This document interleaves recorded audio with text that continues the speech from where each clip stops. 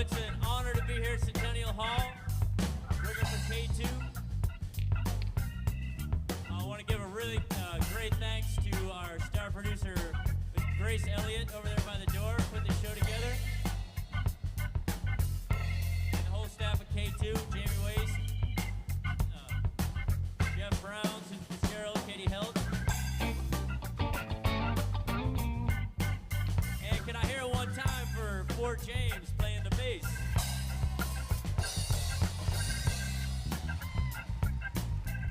And how about for Alan Wicks on the drums? And Mr. Steve Nelson on the keys playing for you. My name's Justin Smith, and we got Doc Washington in the house, all the way here from Phoenix to sing for you. And stick around, folks, because we're playing all night. And here we go.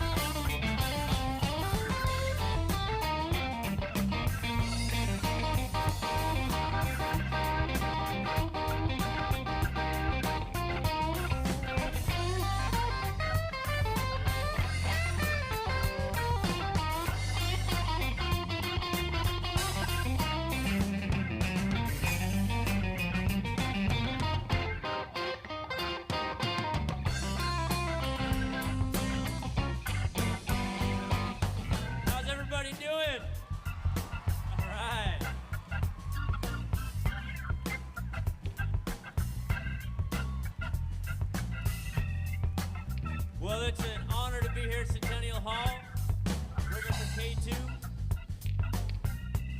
I want to give a really great thanks to our star producer, Ms. Grace Elliott, over there by the door, putting the show together. And the whole staff of K2, Jamie Waste, Jeff Brown, Susan Fitzgerald, Katie Helt. And can I hear it one time for Fort James playing the bass?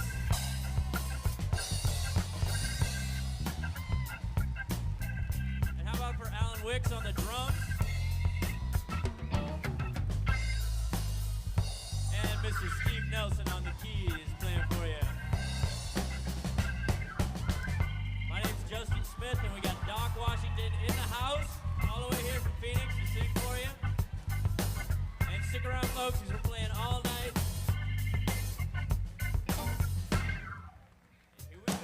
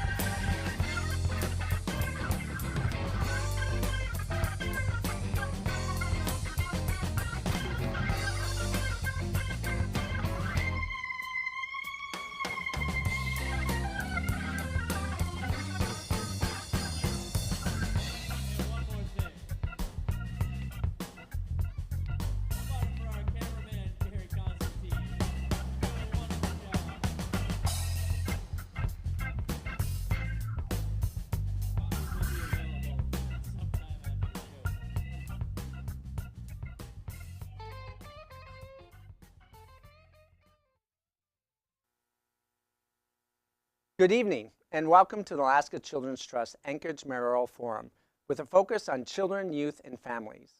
We're coming to you live from the Tudor Road Studios.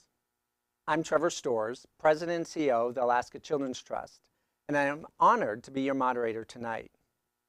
I want to thank our co-hosts, the Alaska Literacy Program, Big Brothers and Sisters of Alaska, Polynesian Association of Alaska, League of Women Voters, Alaska Behavioral Health, Anchorage Neighborhood Health Center, and Thread for their help in putting on tonight's forum. I also want to acknowledge that we're having this candidate forum on the unceded lands of the Dena'ina people. Tonight, our focus will be on the most valuable resource Anchorage has, our children and youth. They are often overlooked when we discuss policy and how we shape the future of our community because they don't vote. They are like political orphans. Tonight, we're going to change that by lending our voice to ensure issues impacting them are not overlooked. With us tonight, in alphabetical order, are current Mayor of Anchorage, Dave Bronson, who has served our community for the past 3 years. Suzanne LaFrance, who served on the Anchorage Assembly from 2017 through 23. Bill Popp, who served as President and CEO for the Anchorage Economic Development Corporation for over a decade. And Chris Tuck, who served as a member of the Anchorage School Board and as a member of the Alaska House of Representatives for over a decade. And to learn more about these candidates, we encourage you to visit their websites, and we'll put those in the chat. So welcome, candidates, and thank you for taking the time to join us to talk about children, youth, and families. Now, before we start the questions, I want to take a moment to answer the question we continually ask ourselves at the Children's Trust. How are our children doing? We're going to show you some slides tonight. The slides you will see tonight are just a snapshot of how Anchorage children and youth are doing. The data we're sharing is from Kids Count, a national program of the Annie Casey Foundation that centralizes data related to children, youth, and families. You'll see a QR code on your screen, and it will appear again at the end of the slideshow. This code is a link to the Children's Trust website where there is additional data. So let's go through the slides. Overall, Alaska is ranked 38th in the nation for child well-being. For the past decade, we have always been in the bottom half of the nation. Nationally, Alaska has one of the highest rates of uninsured children. We're going to pause for a moment because the screen is not advancing. Thank you very much. We have one of the highest rates of uninsured children in the nation. Mental health is a critical issue facing many of our teens. Nearly 40% of high schoolers feel sad or hopeless almost every day for 2 or more weeks in a row. Here, you see the percentage of teens using different substances: alcohol, tobacco, marijuana, and prescription medications. All of those have been decreasing over the years. However, vaping has been on the rise over the years. Only a third of our children enter kindergarten ready. Most children start school with a deficit. Nearly 1 in every 4 students miss more than 10% of the school year, causing further deficits. There is a bright spot. Most of our children have had a developmental screening. These screenings allow for early detection of potential delays of issues and enables timely support for families and the child. About a third of our children live in poverty. Poverty is a major barrier to healthy child development and increases the likelihood of poor academic, cognitive, and health outcomes. And nearly 15% live in a home with food insecurity. Approximately 50% of 3-year-olds in Anchorage are in routine childcare. And nearly 50% of these mothers reported their ability to work is impacted by the lack of childcare. After-school programs can play a critical role in a child's life, but only nearly 60% of high school students participate. And from 2016 through 20, 19 teens out of every 100,000 committed suicide. Again, this is just a snapshot of how our children and youth are doing in Anchorage. The QR code is that link to our website where you can find more detail. All right, let's get to the good stuff. Let's begin the conversations. There will be 3 rounds of questions. The first round will consist of policy questions we have developed with our partners and at the Children's Trust. Each candidate will have 1.5 minutes to answer. The next round will actually be candidate-to-candidate questions, where each candidate will have an opportunity to ask 1 question to a randomly assigned candidate. And then we close it out with our final round, and that will be audience questions. Questions can be put into the chat box. We encourage you all to do that now, and we'll be asking them at the end. All right, for round 1, our timekeeper will show cards with time warnings at halftime, 15 seconds left, and then a final bell at the end. Each candidate must finish their answer within 10 seconds after the bell rings. And lastly, we expect everyone participating tonight in person or online to treat the candidates and fellow audience members with respect and civility. Any inappropriate comments or behavior will not be tolerated. Are you ready to start? All right. Candidates drew numbers to determine their order, and the first question will be going to Suzanne. Let me get the questions. And again, as a reminder, there is a screen that we will post the questions. So we will follow in order. Question 1. As longstanding community leaders, share an achievement that you take pride in that has broadened access to the knowledge, skills, supports, and resources for Anchorage children and families need to thrive. Suzanne? Thank you, Trevor, and thank you for having us here tonight. Those are some very sobering statistics.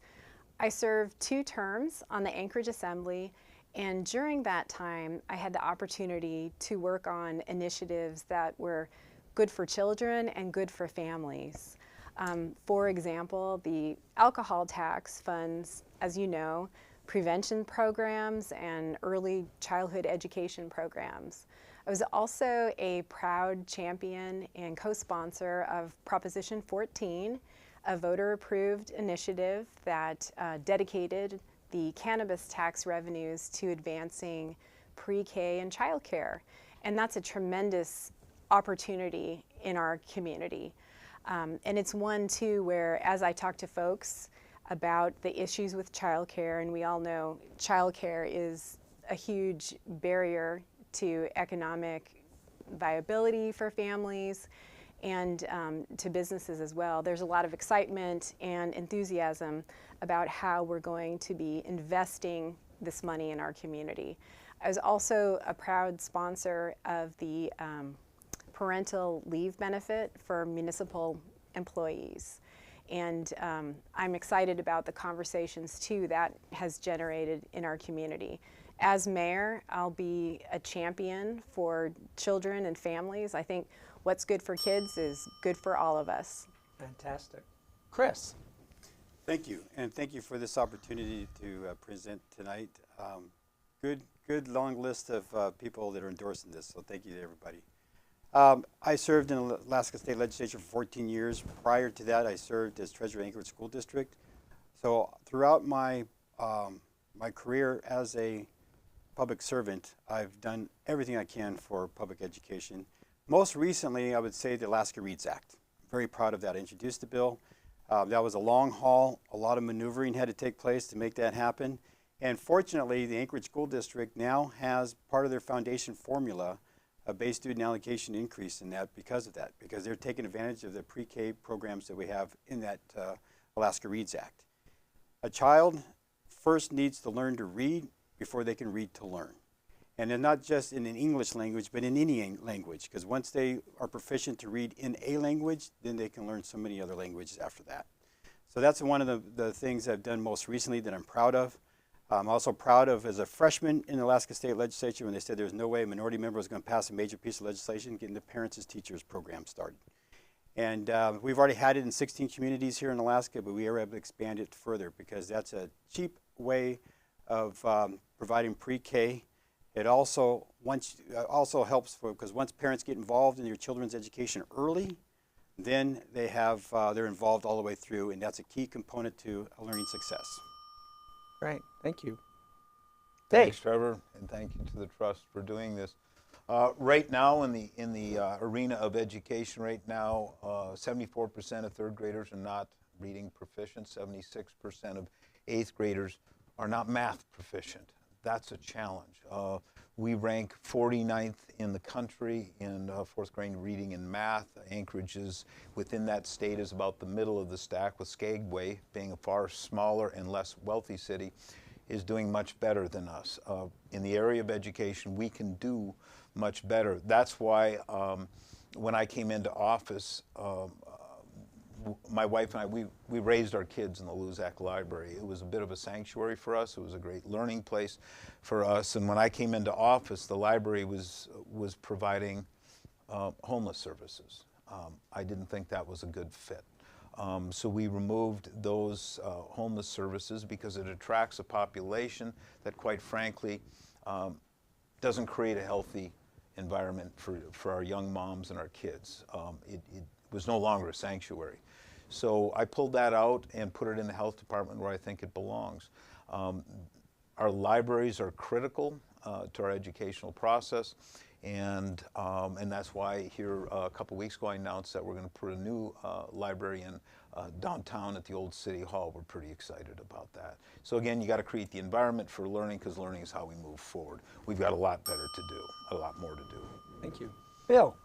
Well, first of all, it's a pleasure to be here tonight, and thank you so much for holding this forum on this important topic of how we're going to be securing a future for our kids of all ages. My efforts began actually on the Kenai Peninsula Borough when I was serving on the borough for about almost 6 years, it was school budget time every year, and my vote and role on the assembly was being an advocate for making sure that our schools, in terms of the municipal share in the budget that was approved, was very much in support of kids and their needs in the Kenai Peninsula Borough. But here in Anchorage, in my role at Anchorage Economic Development Corporation, my organization has been an advocate, and I've led the advocacy for the alcohol tax and the dedicated funds that are helping kids in our community, the marijuana tax, and the funds that are helping with the issues of child care and those particular issues. But more recently, I've also been a board member and organizing member of the 90% by 2020 initiative, being one of the business representatives on that particular effort, and did that for several years also, that had a broad range of impacts for educational purposes. And then more recently, I've been a very significant advocate for the Academies program, the Academies of Anchorage initiative that is now being launched this coming fall. It's going to be a very significant change to the educational system in Anchorage, not only at the high school level, where it's going to be launched initially in the freshman year, but in middle school and down even into the grade school in the way the curriculum is taught.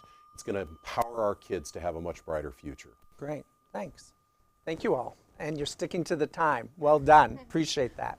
All right, we'll start with Chris and work our way around.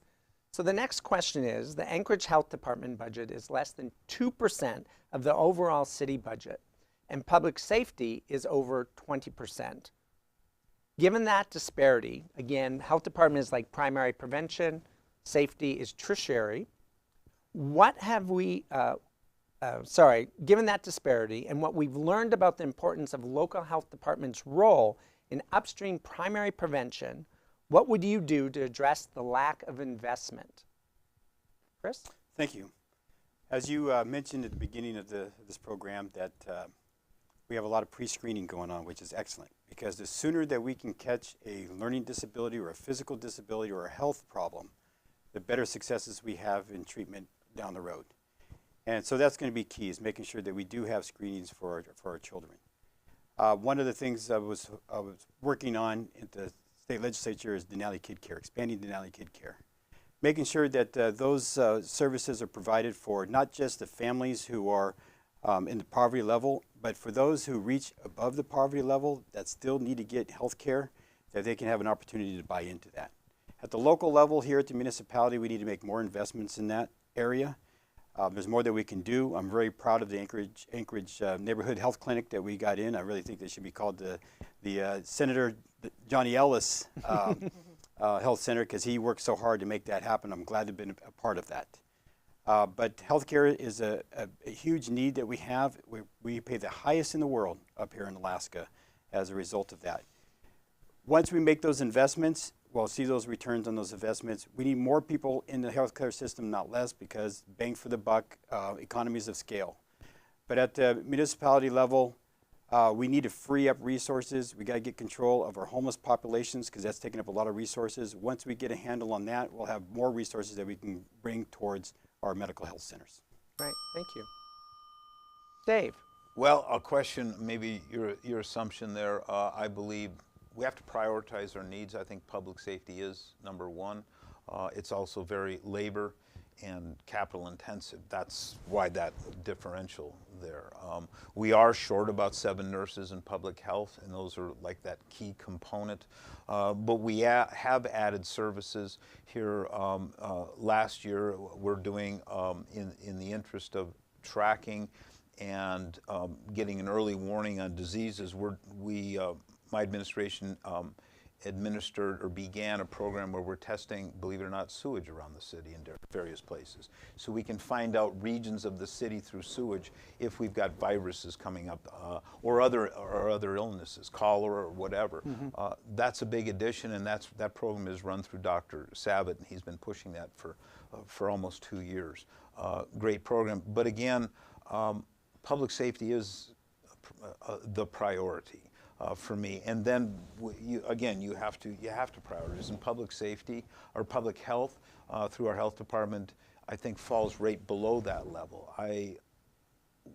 We are 46 police officers short right now, 3 supervisors, 43 rank and file, and that's critical for us. And to suggest that we need to somehow transfer money from one to the other. That's incredibly problematic, and I couldn't support that. I think we can do both, and we can certainly do better. Thank you. Bill? You know, public health services are a key element of helping our lower income populations to a very significant degree. And I think that this is where we start to come up short with some of our citizens who are in much more significant need of those services. It is a tough budget question, and it is a challenge, and I don't know that it's necessarily a binary public safety versus health department. I think that there are other elements of the budget that can be looked at and to seek new allocations that may benefit this, but we're likely going to be just chipping around the edges on that. I think where we have the opportunity to deliver a significant higher level of services is where can we identify partnerships that currently don't exist? How can we leverage the resources of other entities, whether they're in government or in the private sector, that can be brought to bear in partnership with our existing health department once we get it fully staffed up, which we should be doing very quickly, and making sure that we've got an alliance of effort in this, not just solely focusing on our own single health department alone. I'd like to see it expanded. I would look for opportunities to expand the health department, but I also think that there is a second front that we need to look at in terms of better leveraging other resources to bring together the totality of resources that we need to do a better job for all of our citizens in Anchorage. Thank you. Suzanne? Thank you, Trevor. You know, I think this one really starts with the basics. And by that I mean staffing up to be able to provide the services that are already in the budget. And the health department has hit a vacancy level of 40% at times, and there isn't a director. There's been an acting director now, I think, for over a year.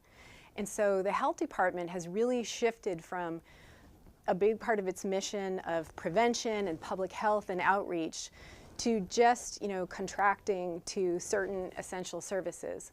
And in the past, the health department, I know, and you know, has provided well baby clinics and vaccination clinics, and they haven't been able to do some of those activities at full strength.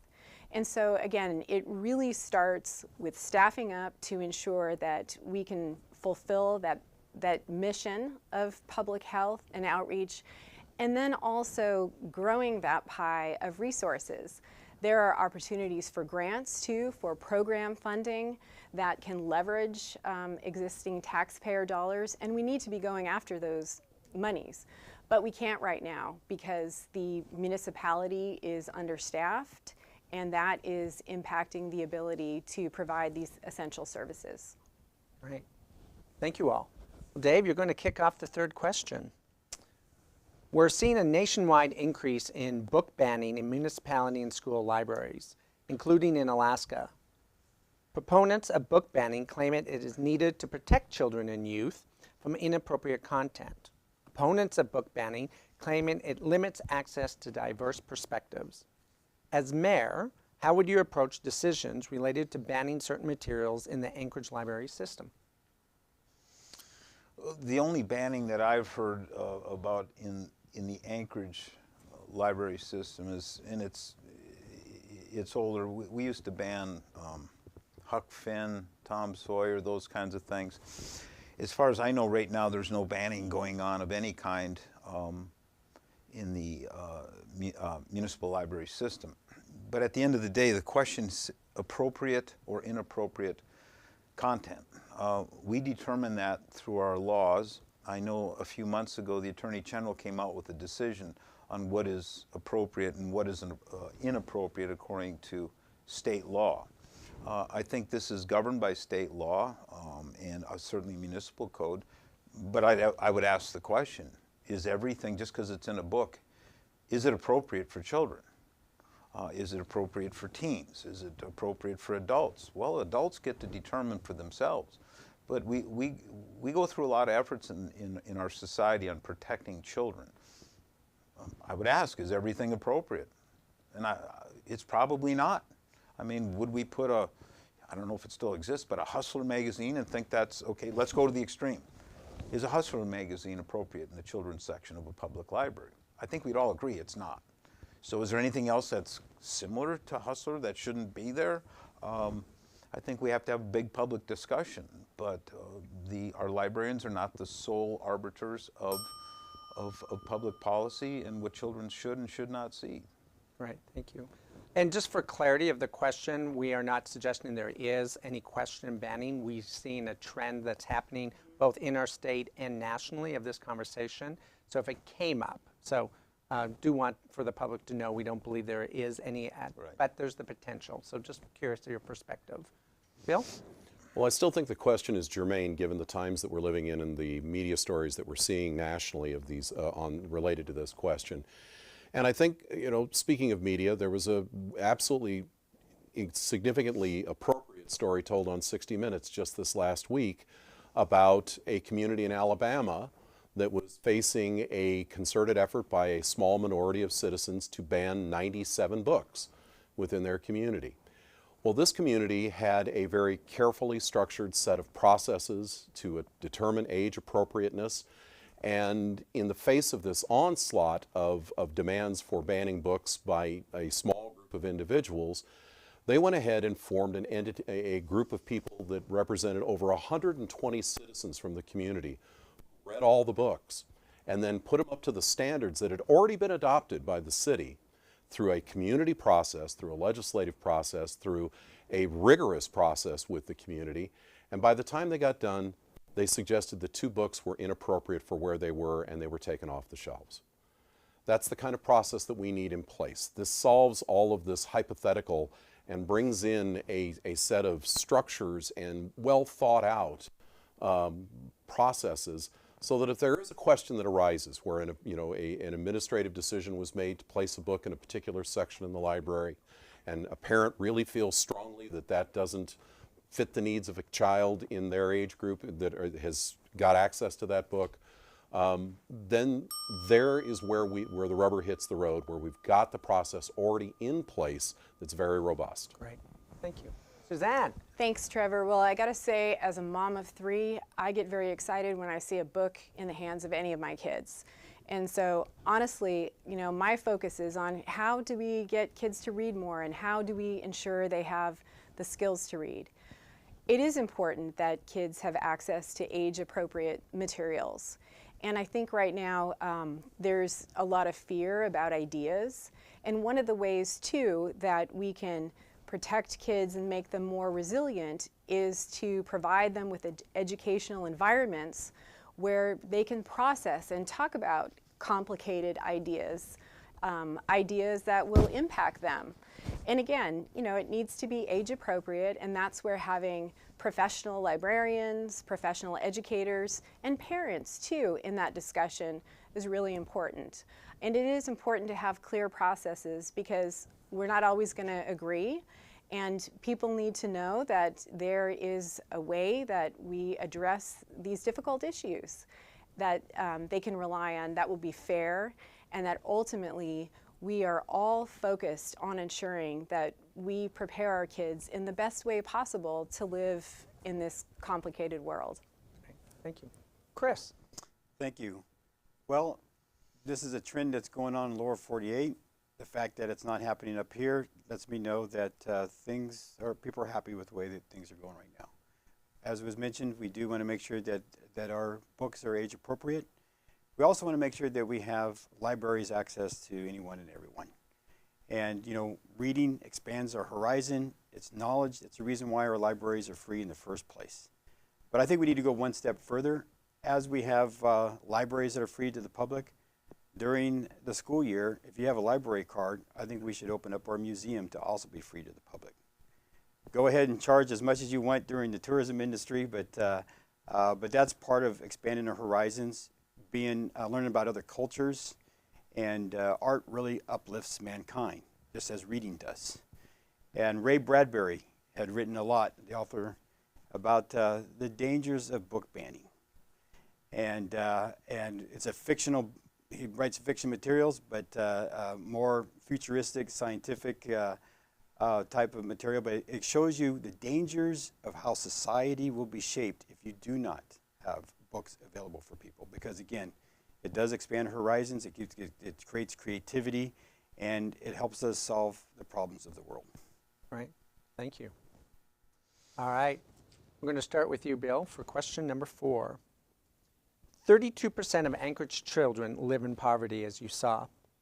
Inequities like this in our communities increase stress on families, both economically and socially.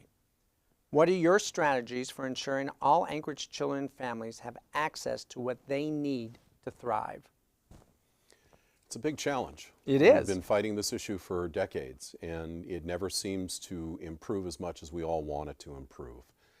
And it's about having an economy that is full of opportunity, which right now we've got jobs going wanting, and so there's obviously a disconnect with some of these children living in poverty where parents are unable to achieve economic success, and we've got to start addressing that issue in terms of language skills, English as a second language, the issues related to workforce training, the issues related to just the simple issues of what they are dealing with in their own lives economically, the cost of housing and its disproportionate impact on their ability to put food on the table. And we have to start addressing those issues through trying to adjust our housing situation in Anchorage. None of these things are easy. And you have to persevere, and you have to carry it on administration after administration, because mayors are only there for 6 years. And this is and assembly members have the blessing of being there for 9 years, or the curse, depends on their point of view. But these are small periods of time in an issue that really has been with us for decades and will likely be with us for decades to come. And we've got to do a better job of concentrating our focus on those key fundamentals that help to make those families more successful and thereby help those children to rise out of that level of poverty that they are currently suffering from. Thank you. Suzanne. It's really expensive to live here, and that can be really hard on families. 2 areas that would be a focus of mine as mayor: housing, ensuring that we have a pro-housing culture in the municipality, cutting red tape, bringing municipal assets to the table to engage in more public-private partnerships. Like Minneapolis, they invested in public-private partnerships and increased the number of housing units, and that brought the cost down. Second thing is childcare. Again, we've got great opportunity to pursue with Proposition 14, and I'm excited about that moving forward so that we can really work to make childcare more affordable, quality childcare more affordable to families. And then I would say, schools, public schools are such a connection and sometimes a place, the only place where some students can rest, go to the nurse's office, have a full meal. And it's so important that we invest in our schools. And as mayor, I will be a strong voice to bring people together and advocate on behalf of our schools, because they can do so much good to provide support to families and also ensure that kids have access to those basics. Right, thank you. Chris. Thank you. Well, we need to have a growing, healthy economy. One that just doesn't benefit the few, but uplifts and benefits everybody. And a key to a strong economy is a great education system. And when you look at the social economic situations that people are in, the one thing that gives parity and gives equal opportunity for our children is pre-K. And that's why I'm so proud of the efforts that I've done on pre-K and making sure that we have that. It's also why it's very important to have the Parents as Teachers program.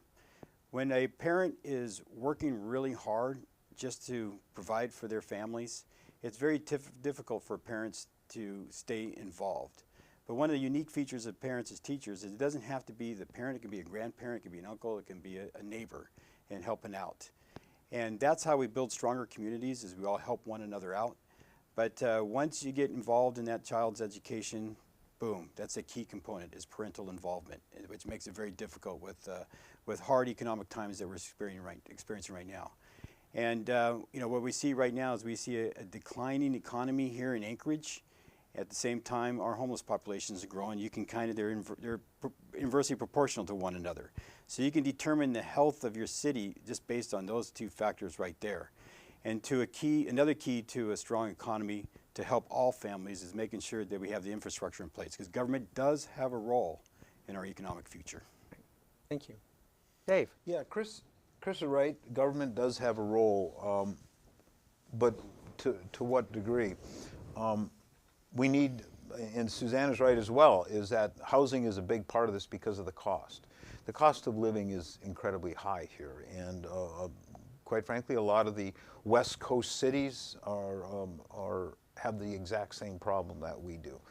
And I think it's because of a lot of it is the challenges comes from government spending. We spend way too much. And we spend on the wrong things. Again, it comes to, I think, the first question, priorities. The second question, the 20% versus 2%. We have to spend on those things that are essential for us, which is public safety, and then public health, and then roads, and maintenance. And we have people that are being taxed out of their homes, elderly people, and they can't. There's no condos to move in because we have no capacity for housing, and that adds to our homeless challenge. When we ask why it grows, in part it grows because we spend too much. In the 36 months ending in 2022, municipal government spent $161 million through SAP on homelessness, and it didn't get better. And that was before I got here. Part of that was before I got here. We're spending on the wrong things, and we're making things, the environment is getting worse. Bill's right, the environment is getting worse here, and the problem is getting bigger because we're not spending correctly and we're not doing the right things. Right, thank you. All right, we're done a full circle, and we're going to go to the next, back to you. So our next question, we hear a lot about mental health needs for our school-aged children and teens. The state of Alaska has structured investments in statewide mental health, but local investment is needed to address these needs. State and federal funding for families has decreased over the last decade. How will you champion local? So we're not talking state, we're not talking federal. What is the role, or how do you champion local investment in children and families around mental health? Yeah, and these last few years, we've really seen the need for mental health supports increase, especially among our youth. And we have a source of revenue to invest in our community through the alcohol tax. And I think that that holds tremendous opportunity because there are areas of it focused on prevention and positive programs for youth that can provide supports like mental health. And so as mayor, I will be focused on ensuring that we are making those investments and that the alcohol tax funds are distributed in a fair way, in a timely way. That's been an issue, and it goes back to my point too about we got to do the basics right. We got to have a fully staffed up municipality so that we can have the health department fully functioning, not just in providing the key programs that I talked about earlier, but also having a role in investing this money in our community. And I see it as an opportunity to convene local stakeholders and really take a look so that we are pursuing, I know you said local, but there is a role for our municipality to pursue federal and state grants here, which is what we have to do, which we can't do if we are not doing the basics right and staffed up. So again, goes back to the basics, good investments in the alcohol tax, and look for those other opportunities and work together on getting them. Thank you. Chris? Thank you. So social emotional learning is also a big component of our education system. I'm proud that the state legislature worked on those issues in making sure that the resources were there. More resources are needed. It's really difficult for a child to learn if they don't feel safe. And oftentimes they don't feel safe in their neighborhood. Sometimes they don't even feel safe in their home.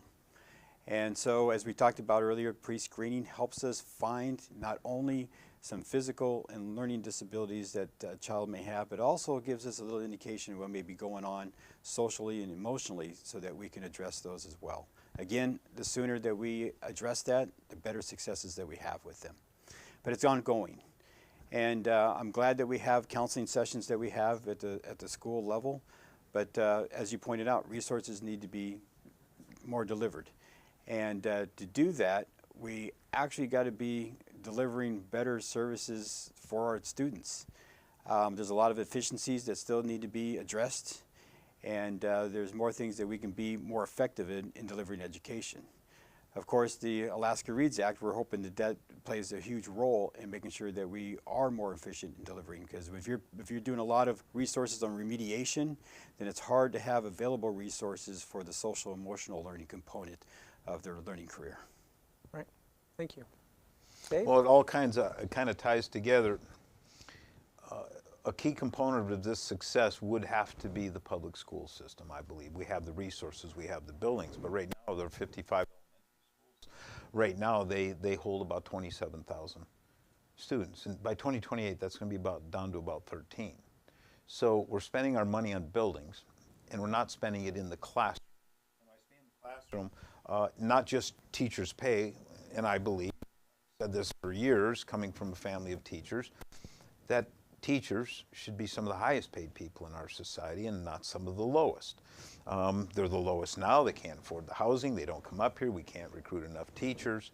Guess what? If we had fewer school buildings and we could spend more money on mental health within the classroom with face-to-face professionals dealing with the children that need that extra little bit of help. Government has a place in this. The public school system is government. There's not necessarily a marketplace solution on this. Government has to be involved. Is it always the health department? No, it's not, because they're not everywhere. The public school system is everywhere. So if we spend better, spend correctly, spend smarter, I think we're going to do far better. And this problem that you mentioned, I think should be dealt with much better through the school system. Thank you. Bill? Well, none of us as mayor are going to have much of a say directly in how the school system works. We have one function as mayor, and that's not to veto the budget as far as the school district's budget. Otherwise, it's advocacy, and it's bringing the community together on these topics. Suzanne's right. I think that the alcohol tax is a great tool. It's a good start. But I don't necessarily hold either to the premise of the question, because I think that we have more to expect from our partners in the state and the federal government in funding for these services. In particular, the state. The state has not adjusted their funding for mental health services in nearly over half a decade. And I think there's been a little bit of inflation that the rest of us have been feeling that has basically created a budget cut for all intents and purposes, even though they haven't cut the actual number. And I think that that's something that the mayor should be out there talking to the community about and advocating for in Juneau, is that those services do need to be adjusted. They are long overdue for being adjusted.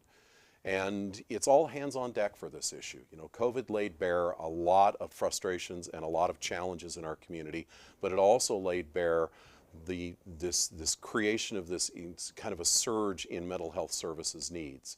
And we have a long way to go before we're going to get past that. And we need to get going on it now. And I think that there is significant more resources that need to be brought to bear in the mental health services field, both from the state, from the municipality to the degree that we can do it, as well as the federal government. All right. Well, thank you all. Round one is done. Thank you all. That was great to hear all your perspectives and so forth.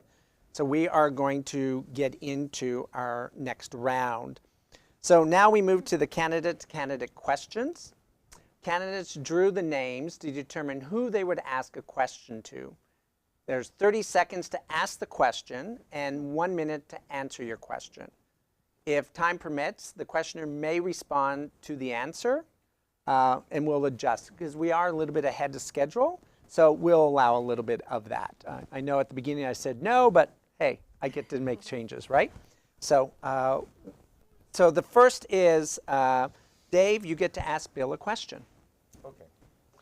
I drew the A, right. You drew the A. Bill, I appreciate all you've done over the years at ADC. Great work there, a lot of good data. Been to every luncheon that I can remember that you've hosted. In that regard, in this notion of populating the PCNs, the permanent positions that we have, in particular public safety, that's APD, in this regard, what would you do to recruit and retain and fill the deficit of over 46 officers right now? Okay. That's a great question. And, this is the philosophy that I'm going to be bringing to the overall issues of personnel. I'm going to make sure that we've got the right professionals leading the organization. I'm not casting any aspersions on current professionals, but I want to make sure that we've got the best people leading the organizations that have that ability to inspire and lead their team and bring about a elevation of morale. I also am looking at the ideas of working very closely with the unions to identify mutually supportive strategies for recruitment. What can we do together to do a better job of recruiting? And making sure that the benefits are in line, and that and in particular looking at the defined pension plan that's before the state. I think that that's something that I am definitely for, and I think that's an asset that the mayor should be advocating for, as in terms of the mix that we need to be able to attract the best and the brightest to fill those vacant positions within APD. And another element to this too is that I'm not necessarily satisfied with the current budgeted level for APD, and I would want to have a conversation about, do we need additional staffing to achieve the needs that the community expects from our police department? Thank you. All right, Chris, you get to ask Suzanne a question. Thank you. Suzanne, you've been serving as an assembly for 6 years. When you first began running, you did a television interview where you were asked, how would you give the city, what grade would you give the city on how they're dealing with homelessness? At that time, you gave them a B+. We've had a lot of resources come into the state, $160 million over the last 3 years. What grade would you give the assembly and the city today on how we've been handling the homeless situation? Yeah, thanks for the question. And I just want to be clear too that my term, I served 2 terms on the assembly and it ended in April, and I haven't been on since almost a year now. Hard to believe. What grade would I give the city, the mayor, and the assembly combined? Well, you know, that is, that's an interesting question. I would say that on the one hand, as I reflect on changes since I first started to serve, when I came on, you know, how we talked about homelessness was different. And I would say that that's one thing that has changed in a positive way, that the conversation and the ability to talk about the complexities and see the issue in that way, I think is a step forward. The infrastructure that I think Dave referred to with the investment of the COVID money that, you know, converted hotels to housing, right, was a building out of important infrastructure. But on the other hand, oh, I forgot this part was timed. I'll give it a D. They're always timed. They're always timed. Always timed. I don't wish I know could why. give you 24 hours, but Yeah, I don't think you want to spend that much time I'm sorry. with me. Yeah, I don't know why I thought for some No reason worries. that was, it was, All is good. All right, but back to you, Suzanne. Okay. You could ask Dave a question. yes, thank you, Trevor. So Dave, I believe that the mayor has a role to play in education, bringing in stakeholders and speaking in a loud voice to Juneau, to the state, to ensure that our schools are funded. Families rely on good schools, and it's a big reason why people want to live here or don't want to live here. Why haven't you been a stronger voice in advocating for our schools? Well, one thing, as Bill said, is our job when it comes to the public school system is to either approve in the springtime, either approve or disapprove of the budget. I assume, and tell me if I'm wrong, I'll yield a second, are we talking about advocating for an increase in the BSA? Is that what you're asking for? Yeah, okay. I'm talking about, you know, doing the things to make our schools strong, advocating for an increase in the BSA, forward funding, inflation proofing, ensuring teachers can retire with dignity, all those things. Right. I do my role in running the city as it comes to budgeting for and approval of the budget. The state funding, that's a legislative process, and Chris has said he's been involved in that for a long time. I don't need to run the legislature, I need to run the city. And it's been challenging doing that with a lot of opposition. But when the time comes, we'll advocate for the right thing once the legislature comes up with plans that we can choose from. I'm not here to sit there and say blanket, yeah, increase the BSA to whatever, 1,400 or 380. I think the two brackets are. We'll when they come up with a plan, I'm not going to get into I'm not going to get into their business. All right. And it goes to Bill. Ask Chris. Chris, what do you think are the most important things that a mayor should be doing in terms of his role as chief advocate for the city? Well, chief advocate is basically talking about how important it is for our community to come together to solve the problems that Anchorage faces. How we can all play a role, how we can participate and share in the successes that we have by coming together. I have my ideas and my vision for Anchorage, but if I make it my ideas and not our ideas, then we've lost an opportunity for more participation, people getting involved. And oftentimes, you'll find that people will, when they're imposed upon, oppose whatever is taking place. So that's one of the most important things, is that let everybody know that they have a role in where our city goes. And I would also make sure that we have a respectable, functioning city government. One that people can believe in, and one that we make sure that community efforts succeed. And that requires a fair process all the way along, and making sure that the public has input, proper input. So as we grow together, we all know how we can play a role in that. All right. Thank you all for participating in that. And hopefully the audience also enjoyed it. So that concludes the second round. And we will now move to our final, which is questions from the audience. Again, candidates will each have 30 seconds to answer the question, and we will continue this pattern as we did in the first round. I'll try my best to remember who starts, and you can always correct me. We have a few questions, and the first one deals with the internet. So many of you probably know, with soon the Affordable Connectivity Program will end, and more than 13,000 households in Anchorage will lose access to the internet next month. This loss will impact children and their parents' ability to participate in education and so much more.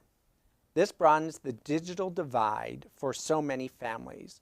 What will you do as a mayor to work on the issue for hardworking low-income families? And you did question 5, so we actually will start with Chris first, and we'll continue around. Okay, the last part of that was, as mayor, how could we make sure that low-income families can participate in a stronger education, if I paraphrase that right? Yeah, how will you, as mayor, work on this issue of access to broadband when this program disappears, because so many families depend on it to access various services or schooling from home, things of that nature? Well, fortunately, we're going to have a lot of broadband investments coming in here to the state of Alaska. Anchorage is going to be able to participate on that. We need to make sure that if we cannot provide broadband services in someone's home, that at least they can go to a library and get really reliable broadband services there. Libraries offer so much more than just books. And so that's one of the components that we got to ensure. But as we go more and more digital, of course, access is going to be really important. It's 30 seconds. These sorry, ones are fast. I messed that one up. Thank you very much. No mess ups. All is good. I mean, as far but as it the is timing. quick. Yes. All right. Dave? Well, I'll speak fast. Thank you. The marketplace normally can solve these kinds of things, but we know there are disadvantaged families that get caught up as the marketplace catches up. That's why I thought that making the library a safe place for young kids, it was a good thing. That's why I've added another library downtown, is because that's a great place for kids and parents to go in and get that broadband or internet access that they need that they may not be able to afford at home. I know, it's fast. Yeah. Bill? You know, this is a real challenge because broadband is expensive in our city. I mean, when you look at the rates, they're tough. And we have to be, as mayor, advocates for new partnerships, working with the school district, working with the federal government, which is where a lot of this lies, but also working within the state. The Regulatory Commission of Alaska can work with, and working with the private sector, to figure out a solution of how we can fund, subsidize, whatever it is that we want to call it, this critically needed service. If you're not on the web, you are disconnected from most of the economy and learning opportunities. This is another example of the high cost of living here. And I agree that pursuing federal opportunities will be important. But as mayor, I believe that using the power to convene stakeholders and others in the industry to really, take a look at what can we do? Are there some innovative ways that we can address this issue and increase access and affordability to folks who live here in Anchorage? Fantastic. Team, can we actually increase it to 45 seconds? I feel like everybody needs a little bit more time, and I don't want to make it seem rushed, but also create the space to be able to ask those questions. So I appreciate you guys. Less of a snip and more of a snippet. Yes, great way to put it, Bill. Thank you very much. Great. Thank you, team. All right. The next question is, finding safe and affordable, reliable childcare has been a struggle for parents across our city, as we know, the state and the nation. What is your plan to alleviate the childcare affordability and available challenges that so many of us face? And how can you support the business community, parents, children, and childcare providers' needs through your role? We'll start with you, Dave. Great. Yeah, average childcare is about $1,200 a month per kid. We've come to the conclusion that, because my focus is municipal employees, mainly City Hall, because that's where the concentration of workers really is that could use that. We've been looking at trying to get a footprint within City Hall, restacking the building, creating a floor. The trouble came in with the outdoor space. We're required through licensing, both state and municipality-wise, to have an outdoor space. We can't get to that. We can't have them crossing the street. We looked at the playground on top of the parking lot on the other side. That wouldn't work. There's a lot of challenges. We looked at maybe contracting with corporate providers, but the access isn't there because the people aren't there, the workers. We don't have the daycare workers. It's a real challenge, but to get, frankly, our young people back to work that have young kids, we need to provide that. Thank you. Bill?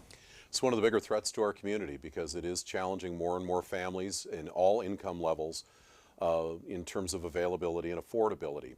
I think we've got to start thinking outside the box a little bit. I know that the Anchorage School District is dealing with a declining population. The mayor mentioned that we've got significant assets that are strategically located in neighborhoods across our city. And I think that there's been conversations that I'd like to see taken forward a little bit further about whether or not there is an ability for the school district to partner with private sector providers in a way that would allow for daycare facilities within portions of elementary schools, as an example, that would give opportunities for leveraging teachers into those schools by providing low cost or even free daycare as an incentive to come to work for the school district, benefit municipal employees in the same hand, and also create capacity that will open up capacity across the city for the public. Great, thank you. Thanks. This is such a huge issue for families and affordability, and the business model just doesn't work. When daycare providers increase their wages to be competitive, that gets pushed to families. And so we've got to have a different way of doing things. And we've got an opportunity with Prop 14 and the money from the cannabis tax revenues to invest that in solutions and come together to figure out better ways that we can offer high quality childcare access to it to families. I think also some of the work we've seen at the state level provides some opportunity with the task force to connect with folks, with stakeholders in our community to potentially leverage funds from the federal government as well. But it's something where we've got to have all the stakeholders at the table, and we really need to be thinking of innovative ways. Thank you. Chris? Thank you. As a young single parent, Campfire was a rescue for me and my family. We had child care services before school started and then after school for when I was able to come pick up my son. And so I think that's a great example of what we heard earlier from Mayor and Bill and from Suzanne is that, we have the elements there that we can pull it all together. We got more revenue coming in from the marijuana tax.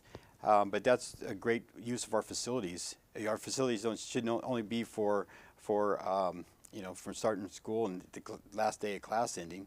We can expand that, and that's a example of the public-private partnership already in place. When I got out of needing Campfire, I don't know how people behind me can afford it because it just keeps going up and up. Right. Well, let's build off of this. Anchorage School District in September will be changing their school times. This is going to greatly impact the type and need for childcare. whether we're talking morning, the school is talking that there won't be service. Many campfire and stuff can actually provide services for just 2 hours. Their system doesn't allow that. So how will, if you're a mayor, your administration partner with the school district to really meet this need and talk about out of the box, not thinking childcare is 8 to 5. Many places are open after that, and those are the families that actually are more need of childcare at 10 o'clock or 11 o'clock at night. How would you partner with either ESD or their community to really address those issues? And I believe we start with Bill with that. I think so. Yes. Yeah, again, it comes back to, what's been a running theme in tonight's answers is the fact that the mayor needs to convene key players in this question and in this need, and that includes parents, the Anchorage School District, the existing daycare providers, the appropriate agencies that oversee the daycare system, and come up with some solutions that we can identify. And it's not going to be easy. There's nothing, if it were easy, we'd have already done it. And it's going to be some hard work. And, the marijuana funds that are coming towards that effort, the other funding sources that we can identify from other agencies, from third parties to bring to bear on this in terms of trying to bring a cost, bringing down the cost of daycare. It's all solutions on deck for consideration at this point. Thank you. Yeah, as the implementation date gets closer, I'm aware of how this is becoming more and more top of mind to parents, especially those of younger kids who are trying to figure out, how are they going to do that and make sure that they've got childcare before and after school. And I think it does come down to convening stakeholders and having that conversation and being open to looking at, what kinds of resources does the municipality have, and is there some resource alignment in the way that we can support parents and support the school district. And as mayor, I will work to have a good relationship, not just with the superintendent, but with the members of the school board and also members of the school district administration to ensure that we can really work together with members of the public to address these issues. Chris? Yeah, for those school-age children, that partnership with the Anchorage School District is going to be really important. But for those that are younger than that, Credit Union 1 has a very good innovative program that they have for their employees. That should be the model that we look at in trying to provide for our municipal employees. And then we can share services and actually build other business partnerships to show them also. I mean, we have a workforce need right now, a huge demand for employees. And one of the hindrances is young children, for them to be able to enter back into the market or be able to really work the hours that's required of them. And so this is one key component in making sure we get the workforce back where we need it. Also, we need to allow some of our employees to work more from home, because that also helps out in a lot. So that reduces the need for the child care if we allow employees to work from home. Thank you. Dave? Yeah, I think Bill touched on it very well. We've got a public school system, but we have the buildings. Right now, the public school system administration, not the board, they've acknowledged last year we have 6 schools too many. Our money is going into the maintenance of buildings when it should be going into the classroom. Those excess buildings should come back and be programmed for daycare. I mean, they have the drop-offs. The driveways are made for pickup and drop-off. That really needs to happen, but in the near term, I'm still trying to figure out why they changed the report times of the school. If we made things worse, undo it. It doesn't make any sense to me, but it's the school district. Their budget is $900 million. Ours is about $600 million. They're a different operation. Getting, in the interest of advocating for things, ask the question, why did you make the change in the first place? Well, we can actually talk about that because there's some actual science behind it. But I want to ask a question. It's great. There was a teen that posted a question. So just so you know where it's coming from. And thank you that they are listening. And a teen is on Facebook, or maybe it's on YouTube. Who knows? But they asked, would our future mayor strengthen and reestablish the anti-bullying movement? Bullying has become even more harsh, and having a strong anti-bullying policy in schools is important. recognizing there is a separation of the school district and the mayor, but how do you see that kind of relationship, and how would you maybe encourage or look at bullying? We start with you, Suzanne. I think. Yes, and thank you to the young person for asking this question. I am very much in support of anti-bullying programs. And as mayor, I would, again, seek to have that relationship with the superintendent, with the school board, with the school district. And also, too, I understand that, there's a student advisory board that I believe, can play a big role in these kinds of programs. And so, as mayor, I would seek to use that relationship to have a dialogue, to encourage, and to ask, what can we do at the municipal level, to help and support these kinds of positive programs? Great. Chris? Thank you. Yeah, well, I think one of the problems that we have in preventing bullying from happening in the first place in the schools is we just have such large classroom sizes. It's hard to monitor and hard to keep track of everything. So a key step to that is smaller classroom sizes. But we also need to make sure that we promote people having understanding of where people come from and who they are, and that's where cultural diversity is so important. And because oftentimes the bullying has to be from one group of people over another group of people. But we want to make sure that children aren't isolated, because if they don't feel safe at school, they're not going to have the ability to learn. It's going back to the whole Maslow's hierarchy of needs. They don't care about their social and higher aspirations if they're just trying to be safe while they're in the classroom. Thank you. Dave? Bullying does strike close to home. It's a challenge. It greatly impacts what we spoke of earlier, which is mental health for children. Children commit suicide because they're bullied at school. It seems like, to me, in some instances, in some schools, the teachers are so busy that they don't get a chance, they don't have the opportunity to monitor for the bullying. At the high school level and middle school level, we have someone that works for us, a Chief Equity Officer, Junior Amavai. He spends a great deal of time as a leader in his community, in the Samoan community, in the schools, deconflicting these things, because this bullying kind of evolves into mass fighting. And unfortunately, because it's based on family ties and everything else like that, he's done a great job in mitigating some of these things in the high schools and middle schools. Thanks. Well, I want to ask the young individual, first of all, I want to express my appreciation for you asking the question, but I also hope that you are not dealing with bullying right now, which may have prompted you to ask this question. And if you are, I hope you'll seek out help from the many resources that are available to you at the Anchorage School District. And go to your principal's office, go to your teacher, go to somebody you trust, and get some help if that's the situation that you're dealing with. But if this was just strictly a question of conscience for what you're seeing going on around you, the mayor's got to lead by example. And the mayor can be a loud voice for not putting up with bullying, that there are resources for those who need it, and that it's not acceptable behavior. I've got grandkids in the Anchorage School District. I've got an 11-year-old and a 7-year-old. And we are ever vigilant to make sure that they are not being bullied in school. Thank you very much. Well, that's a question dear to me as well. As a kid that was excessively bullied and contemplated suicide multiple times because of it, and because of who I am and a member of the LGBT community, I understand that. And I do appreciate it's about the acceptance of diversity in our community. And definitely if the youth, and thank you, Bill, for bringing it up, reach out to a trusted adult. It's really important. I want to circle back around the healthcare question, not healthcare, but I'm sorry, but the health department question about 2% and 20%. The question wasn't formed in such a way that suggested that it should be 20% and 2% by any means.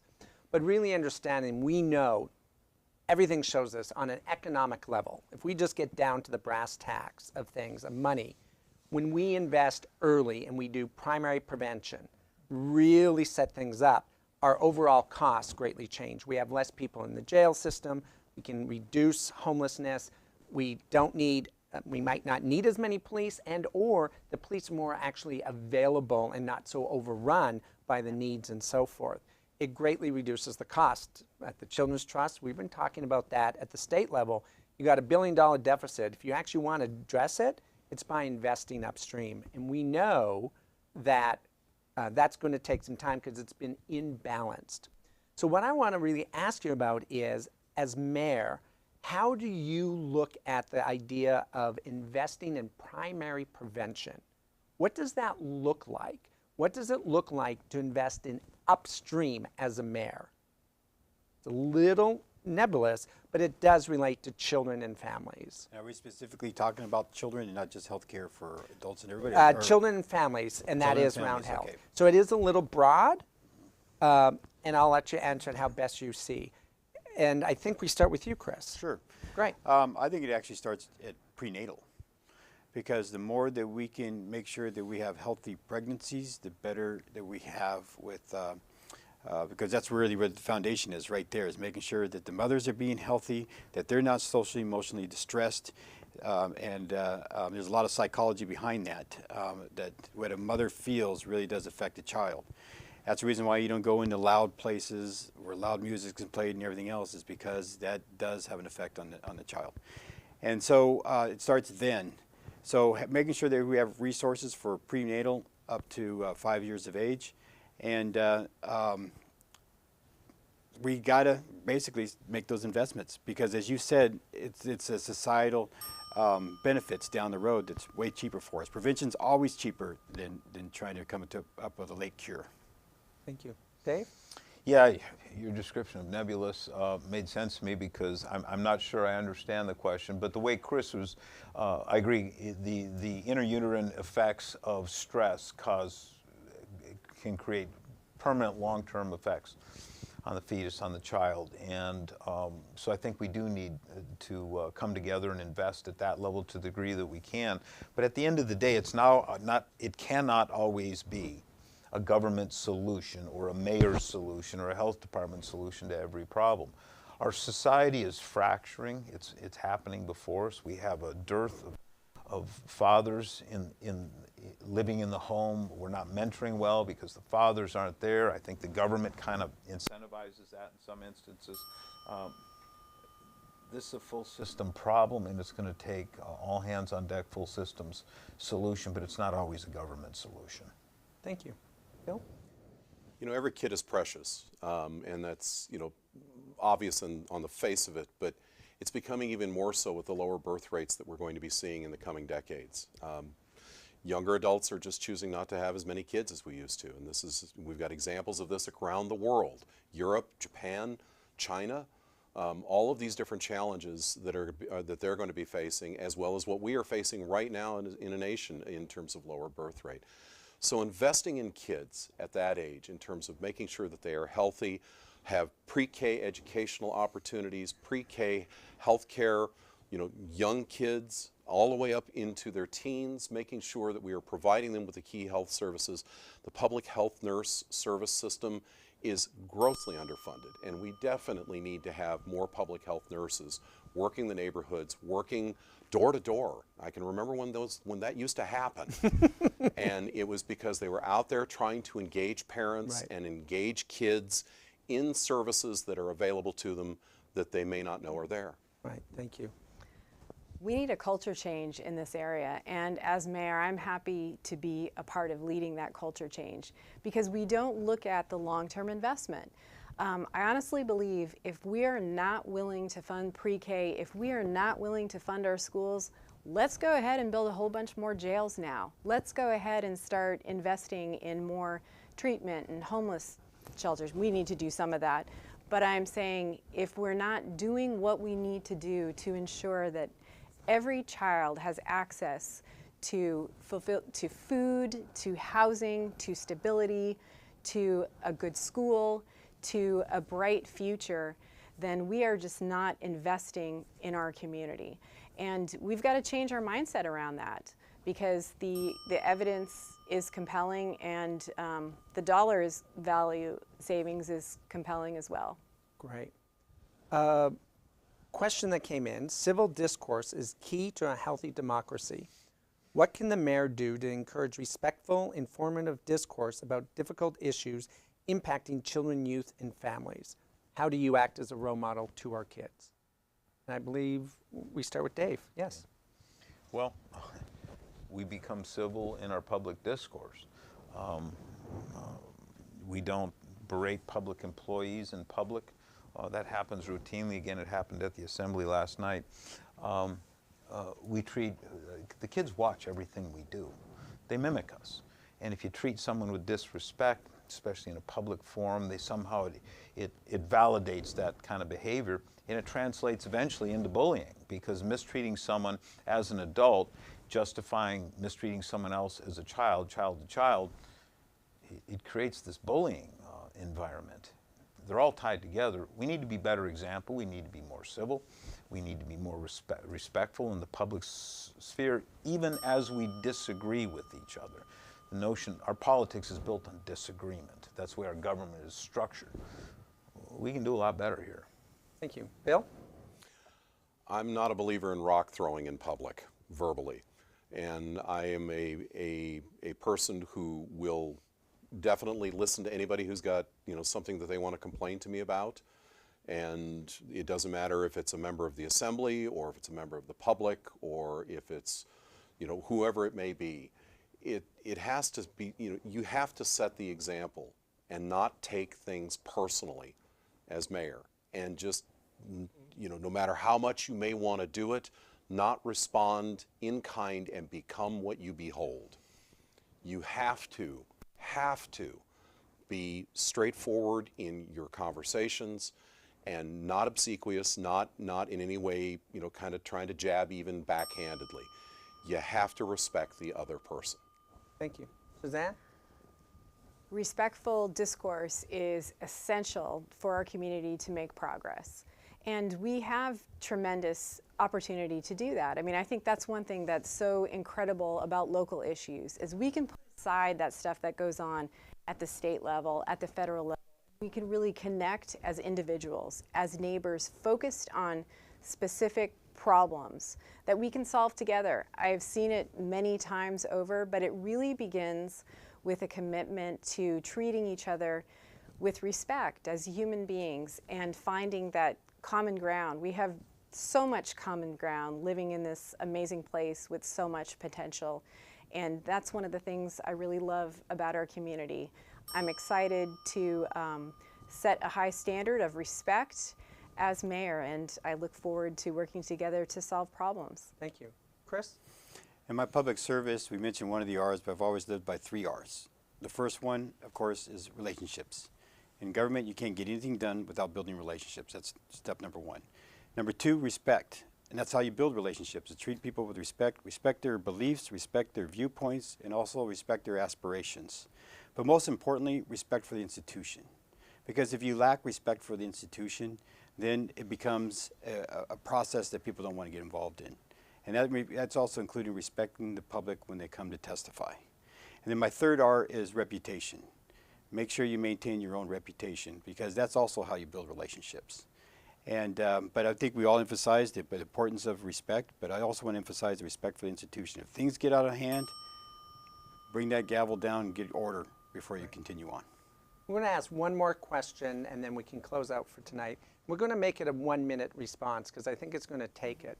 Throughout tonight, I've heard from each one of you at different points, we need to invest more. We know that the funding that comes in either from feds or state has been decreasing, and we're more dependent on local investment. We have seen through the passing of the alcohol tax and through Prop 14 for childcare, the public wants to contribute, but they want to be designated in what they contribute. When you keep talking about investment, we have limited resources. It's either change the funding where it's directed, or rather than talking about what we don't have, maybe talk about what we can have and look at other resources. So I would like you to explain to many of our families that are watching, when you say we need to invest more, how are you actually going to do that? And actually be specific. And I will hold you to being specific. If I feel like you are talking politics and being generalized, I'm going to stop you and I'm going to make you do it. And it could be looking, going, no, we're only spending what we have, It could be looking at other funding source. I'm going to challenge you because the public wants to know that. So, with that, I believe are we with you now? I'm forgetting. But if we aren't, I am. Fabulous. We're going to start with you, Bill. Go I'm for gonna it. just ask you in terms of, you're talking about the context of children and families. Yes. Okay. To be able to do any of this, to really make childcare affordable, $5 million for the marijuana is just a nice pour into the bucket, but doesn't even get close. We are seeing our just overall investments in the health department of doing those type of screenings. It's not just a lack of getting people to fill those positions, but to even afford those or to expand the number. If you want nurses knocking on every door, how are you going to afford that? What does that look like? Well, okay. So we've already talked about the marijuana funding, and we're still waiting to see how that's ultimately going to be allocated. So that's a question that needs to be answered. But I believe that we need to, first and foremost, look to other sources of funding. And one way that we can do that in a more intentful way is to have a grant writing department within the municipality that is serving the needs of all departments of the municipality in the pursuit of funding to fill unmet needs that local resources may not be able to cover. So I think that that's one way where we can go at this, because there are substantial grants from the U.S. Department of Health, HUD, Department of Transportation, just go on, U.S. Department of Justice. There are any number of avenues that we can be pursuing much more aggressively than we currently are. The other piece is that we need to perhaps look at the idea of other revenue streams. And what could that be? Could it be a sales tax? And how would that sales tax be allocated under the cap? How would that sales tax be allocated outside of the cap? That's a very loaded conversation because there are any number of things and any number of needs and interests that would immediately be at the table, but it's the kinds of conversations that we need to be not afraid of to have in this community, but also be willing to take the time to have the conversation. Because what I've seen in the past is, let's hurry up and get this done and get it on the next ballot with like 30 days notice. Right. And that has poisoned the well in many ways in terms of having that conversation. Thank you. Suzanne? Well, we've talked about the cannabis tax revenues, and we've talked about the alcohol tax revenues and those programs a little bit. I believe there's still more opportunity to pursue. I mean, as Bill said and I said earlier, grants. We've got to have departments staffed up to do that, and we've got to be in a position where we can be recipients and good investments of those grants as well. And so that means we got to get the basics right, and we've got to ensure that we are staffed up and a municipality where people want to work. I think also we need to make sure that we are spending our tax dollars in a way that gives taxpayers the best value for their money, and we're not right now. I mean, quite frankly, scandals, lawsuits, those cost money. And so we need to spend what we have in a way that provides a better return on investment for taxpayers before we have those conversations about potentially a sales tax, which I know some folks are excited about potential property tax relief, but worried about what impact it could have if it doesn't contain, if it's not structured right and doesn't have the right exemptions, so that it doesn't put more economic pressure on families and other folks. Thank you. Chris? We do need to be more effective and more efficient with the services that we provide. It is precept upon precept. One thing that we all share from this meeting today is prevention is always cheaper than trying to solve problems later on. The best investments we can make is in the health and the education of our children. 1 to 14 return on investment for pre-K. And for every dollar we spend, we can save up to $14 in all the social problems that come along with that. So it's wise investments in the beginning. Where the investment's going to come from, there are, as we mentioned, there's plenty of grants that we can still be seeking. We just got to make sure that Anchorage is doing the right thing to qualify for those grants, and that we're accountable for the outcomes of those. And so that's what people want. They expect services, but it's hard to ask for people to reach in their pocket and pay for more when they're not getting the services that they feel like that they deserve today. And so, so we have to have measured results, and we have to have a common vision so that when people see that, hey, this is the direction we're going, they'll be more willing to help out and participate in that. Thank you. All right, Dave? Yeah, we have very successful grant writers in all of our major departments, especially police and fire. They do an amazing job. But at the end of the day, when you talk about getting federal grants, you're taking some money from a little old lady who's paying taxes in Florida and you're bringing it up here, and then our little old lady who's paying taxes is sending it to someplace else. It's kind of a zero-sum game. This is why we're $33 trillion in debt, is because we keep looking to the federal and the next level up of government to solve our problems. We need to spend within our means. We can't create a government program to solve every last problem because there's too many problems. We do need to do better with what we have. I'd sure like to have some of that $161 million to help us get the fire vehicles that we need. Because in my priority, again, it's public safety, then it's public health, then it's roads, and it's maintenance, and all the other kind of things. I'm a fiscal conservative, and so folks know we've got a fiscal cliff coming next budget cycle, this summer, somewhere between $15 and $30 million, fiscal cliff. We're going to face that, and we're talking about investing more and more and more. We got some real challenges in front of us. Great. Thank you. Appreciate it. Thank you all. So thank you to the candidates and most importantly, the audience for joining us on a Wednesday evening. I hope the audience was able to learn something and that this forum promotes discussions for them and yourselves after tonight and when you fill out your ballot. And as a reminder, the ballots go out on March 12th and the municipality election is on the 2nd of April. Your ballot will be sent to your voter registration address and can be mailed, deposited in a secure mailbox, or ballot box, I should say, stationed at many community locations, or vote in person early or on election day. Thank you, candidates, for spending this time with us and sharing your vision for Anchorage's children and youth. Thank you to our co-hosts and partners, and again, most of all, thank you all who have joined us for this important discussion. We can't forget, although children and youth can make up roughly 25% of our population, they are 100% of our future. Have a wonderful evening. Thank you. Thank you, Trevor. Thank you. Thank you so much. Appreciate it, Trevor. Thank you very You bet. Thank you. Thank you very much.